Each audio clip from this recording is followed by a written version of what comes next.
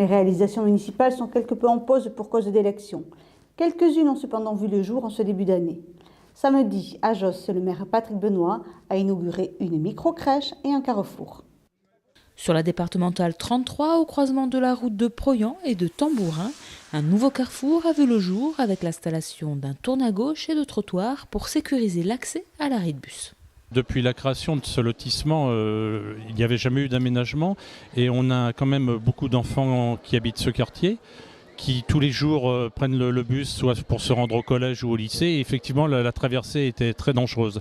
Donc on a souhaité, avec le conseil général et la communauté de communes, étudier un réaménagement et bon, qu'on a inauguré aujourd'hui, qui, je crois, répond aux attentes qui étaient les nôtres. Et d'ailleurs, lors de l'inauguration, un enfant nous faisait part de cette remarque que maintenant, il pouvait traverser la route en sécurité. Je crois que c'était l'enjeu qu'on s'était donné.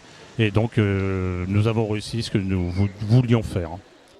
Après le carrefour, direction le bourg de Josse, où un second ruban a été coupé pour inaugurer cette fois-ci une micro-crèche. Installée dans les anciens locaux de l'école maternelle, cette structure fonctionne en partenariat avec les communes de Saint-Martin-de-Hinx, Saint-Jean-de-Marsac, Saubus et Josse. L'idée était dans ce bâtiment de créer un accueil petite enfance, projet trop gros pour uniquement la commune de Josse, ne serait-ce que par le fonctionnement d'une telle structure. Donc nous avons associé d'autres communes de notre territoire à venir avec nous pour monter ce projet. L'investissement a été porté par la commune de Josse et le fonctionnement est proratisé au nombre d'enfants des 4 communes.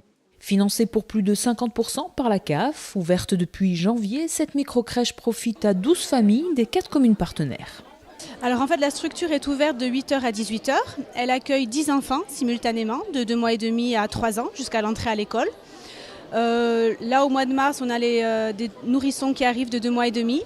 Et de 8h à 9h pour le moment on ne peut accueillir que 3 enfants.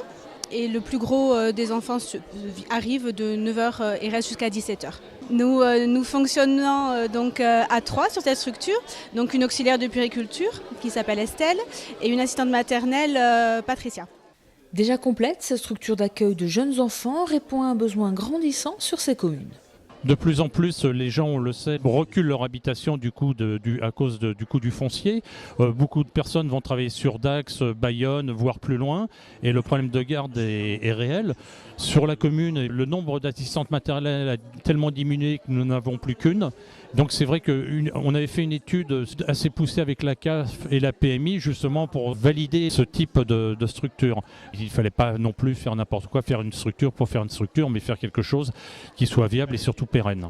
Cette micro-crèche est la première sur le territoire de Max et qui sait, peut-être pas la dernière.